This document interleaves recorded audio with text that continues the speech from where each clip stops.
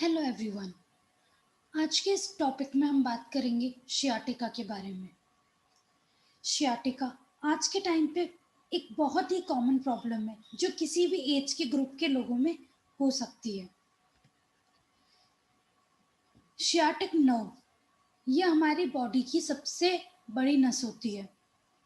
ये lumbar nerve और sacral यहाँ से निकलती है। L4, L5, S1, S2, S3 ये हमारे लोअर बैक से होते हुए हमारे बटक्स में आते हुए हमारे जांघों में पिंडलियों में होते हुए निकलती है, हमारे हील तक जाती है। शियाटिका में जब इस नस पे दबाव आता है तो पेशेंट को झंझनाहट के साथ तेज दर्द या पैरों का भारीपन, पैरों में सुन्न लगना, चलने फिरने में दिक्कत होना या ठंडे गर्म की फीलिंग होती है। शियाटिका का दर्द कभी भी उठ सकता है और लगातार पेन बना रहता है। कुछ पेशेंट्स में रुक रुक कर पेन आता है तो कुछ में लगातार बना रहता है। तो शियाटिका में शियाटिक नस के दबने की वजह से ये नस हमारे कमर के पीछे के हिस्से से निकलकर कूल्हे, जांघों और पिंडलियों से होते हुए हमारे हील तक आती है। तो अगर इस नस का दब जाता है तो कमर के साथ साथ हमें कूल्हों में, जांघों में, पिंडलियों से लेकर हमें पैरों की उंगलियों तक दर्द आता है, झंझनाहट, सूनापन लगता है।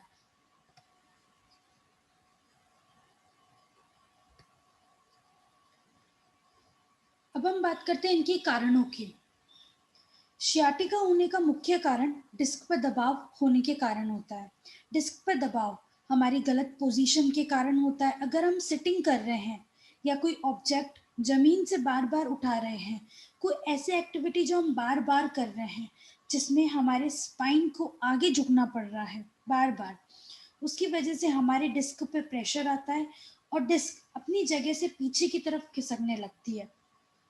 और जब डिस्क पीछे जाती है तो पास जा रहा ही शियाटिक नस पे प्रेशर डालती है, जिसकी वजह से पैरों में झंझनाहट और शियाटिका की प्रॉब्लम शुरू हो जाती है, जिसे हमने स्पाइनल डिस्क हर्निएशन कहा है।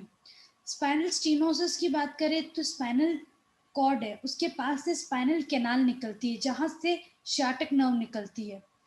तो अगर वो स्पाइनल कैनाल जहां से शियाटिक नर्व निकल रही है वो उसका डायमीटर कम हो जाता है, तो इस वजह से नस को इतनी जगह नहीं मिल पाती निकलने की, वो उसी जगह पे दबती है, जिस वजह से भी शियाटिका होता है। पैरिफॉर्मिस सिंड्रोम, अगर जो पैरिफॉर्मिस मसल है जो हमारे कूल्हों के यहाँ होती है वो उसकी शॉर्टनिंग हो जाती है या उसमें कोई दिक्कत आ जाती है किसी ट्रॉमा या बार बार हिप के मूवमेंट की वजह से, तो वहां से शियाटिक नर्व निकलती है तो वो वहां कंप्रेस हो जाती है, इस वजह से भी शियाटिका होता है। प्रेगनेंसी के टाइम पे अगर जो बच्चा है, जो फीटस है, उसका वेट की वजह से प्रेशर पड़ता है लोअर बैक रीजन पे, इस वजह से भी शियाटिक नर्व के दबने के चांसेस होते हैं। ट्यूमर हो जाता है अगर स्पाइन का, या फिर रोड ट्रैफिक एक्सीडेंट, इन कारणों की वजह से शियाटिका होने के। फिर इनमें क्या लक्षण देखने को मिलता है? शियाटिका में सबसे ज़्यादा कमर के नीचे हिस्से में दर्द होता है। ये दर्द हमारा कूल्हे, जांघों, पिंडलियों से लेके उंगलियों तक, पंजों तक आने लगता है। कभी कभी गर्म लगता है, कभी ठंडा महसूस होता है, सूनापन हो जाता है पैरों में, कभी कभी लगातार दर्द रहता है। एक बहुत ज़्यादा से सुई चुभ रही हो, शूटिंग सा पेन, वैसा फील होता है। फिर शियाटिका वैसे एक ही तरफ की बॉडी को अफेक्ट करता है। कभी कभी बहुत ज़्यादा सूजन आ जाती है, रेडनेस आ जाती है, टाइट लगता है, सूनापन हो जाता है, झंझनाहट आता है, मांसपेशियां कमजोर हो जाती है, ब्लैडर बॉवल की दिक्कत आती है। फिर इसका पता कैसे करते हैं? फिजिकल एग्जामिनेशन से इसका पता कर सकते हैं। आपके डॉक्टर आपके रिफ्लेक्सेस चेक करते हैं, आपकी मसल स्ट्रेंथनिंग चेक करते हैं, फिर आपका वॉकिंग का पैटर्न चेक करते हैं, तो इन सब से पता कर सकते हैं। इमेजिनिंग टेस्ट है जैसे x ray, CT scan, MRI, EMG, इनसे पता कर सकते हैं। फिर ये रिस्क सबसे ज़्यादा किन में है?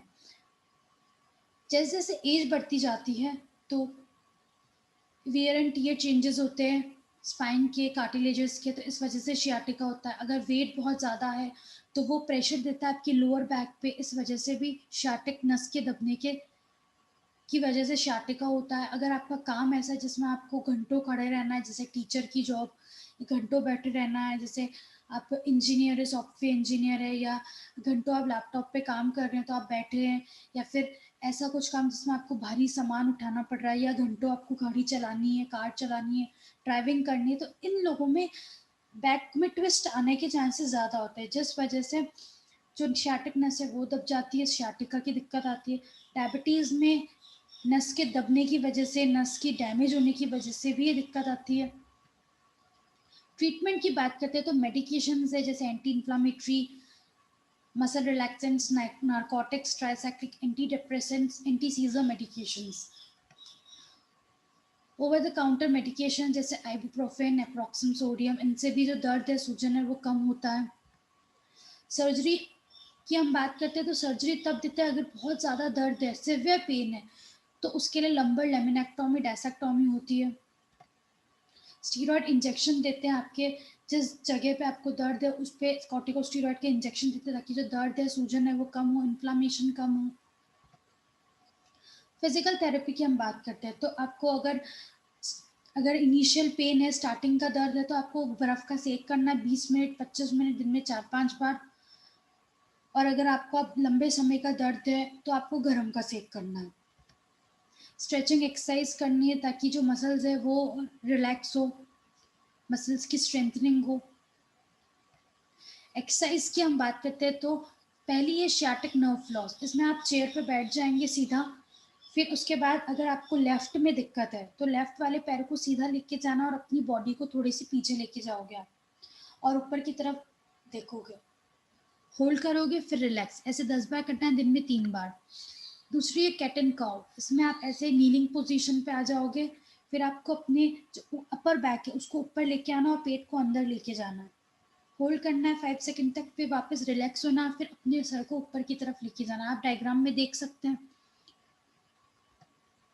फिर तीसरी है लाइंग पायरिफॉर्मिस स्ट्रेच। इसमें आप एक पैर को मोड़ लेंगे, फिर एक दूसरे पैर को उसके घुटनों के यहाँ, थाइस के यहाँ रखेंगे, फिर आपको थाइस को पकड़ के अंदर की तरफ लेके आना। अगर आपको लेफ्ट की है तो आपको इस पोजीशन में करना है, अगर आपको राइट की दिक्कत है तो आपको राइट पैर रख के, लेफ्ट वाले पैर को राइट पे रख के, फिर आपको राइट को अंदर की तरफ लाना है, चेस्ट की तरफ, होल्ड करना है इस पॉइंट तक, फिर रिलैक्स।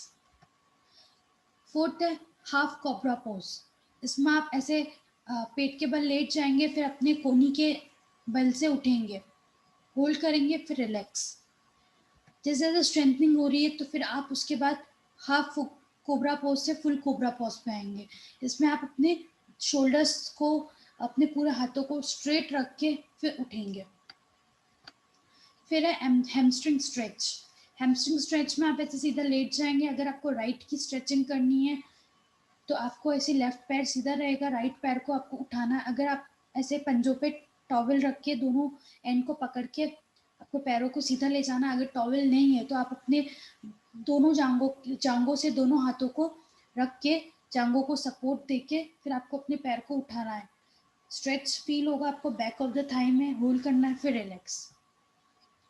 होम केयर की हम बात करते हैं तो पेन रिलीवर्स हैं, वो आपको लेने अगर बहुत दर्द है तो। ऐसा वो काम नहीं करना है जिसमें आपको बहुत दर्द हो रहा है, जैसे भारी सामान तो बिल्कुल नहीं उठाना है, या ज़्यादा देर तक ना चलना है, ना ज़्यादा देर तक बैठना है। हर 20 मिनट में अपने पोस्चर को चेंज करना है। आइसिंग करनी है अगर स्टार्टिंग का दर्द है तो, और अगर बहुत लंबे समय तक का दर्द है तो आपको गर्म का सेक करना है। अपनी एक्सरसाइज रेगुलर करनी है आपको, दिन में 2-3 बार, फिर धीरे धीरे रिपीटेशंस बढ़ाने हैं।